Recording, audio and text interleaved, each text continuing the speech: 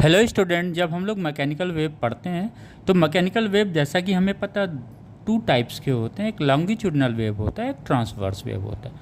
जब हम स्पीड पढ़ते हैं तो वेव की जब स्पीड हम पढ़ाई करते हैं तो हमें अलग अलग पढ़ना रहता है। ट्रांसवर्स वेव के स्पीड्स को अलग तरीके से और लॉन्गिट्यूडनल वेव के स्पीड्स को अलग तरीके से।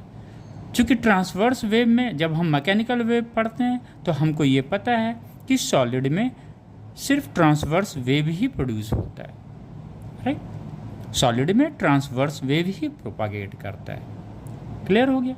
लेकिन अगर लॉन्गिट्यूडनल वेव है तो वो तीनों मीडियम में प्रोपागेट करता है, यानी ये सॉलिड में भी प्रोपागेट करेगा, लिक्विड्स में भी करेगा और गैस में भी करेगा। जबकि ट्रांसवर्स वेव कहाँ करेगा? मैकेनिकल वेव में जो ट्रांसवर्स वेव है वो कहाँ किस में करेगा?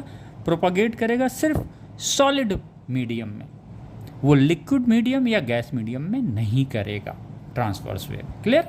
ओके, आइए हम लोग लॉन्गिट्यूडनल वेव, साउंड क्या है? लॉन्गिट्यूडनल वेव है। इसको हम लोग पढ़ते हैं कि इसकी स्पीड क्या होगी।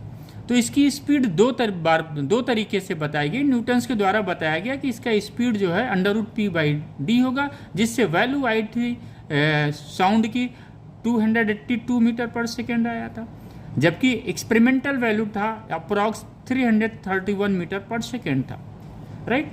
तो इसको बाद में लैप्लास ने 100 साल के बाद लैप्लास ने बोला नहीं, ये फार्मूला नहीं सही है, बल्कि जो साउंड का स्पीड है गैस में, इसके लिए ये फार्मूला, और इस फार्मूले को जब लगाया गया तो जो एक्सपेरिमेंटल वैल्यू थी साउंड की स्पीड की, उसके बराबर स्पीड मिला।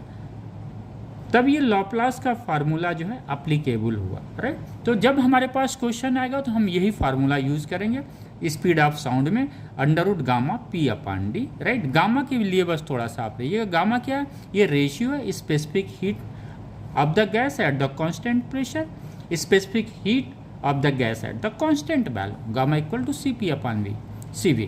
कभी कभी Cp और Cv नहीं देगा, बल्कि मोनो एटॉमिक या डाई एटॉमिक दे देगा। अब आपको गामा की वैल्यू निकालनी है तो गामा के लिए एक अलग आपके पास फार्मूला है, गामा इक्वल टू F+2/F, जहाँ F क्या है? डिग्री ऑफ फ्रीडम है। अगर मोनो एटॉमिक है तो डिग्री ऑफ फ्रीडम कितना होगा? 3 होगा। अगर डाई एटॉमिक है तो डिग्री ऑफ फ्रीडम कितना हो जाएगा? 5 हो जाएगा, राइट।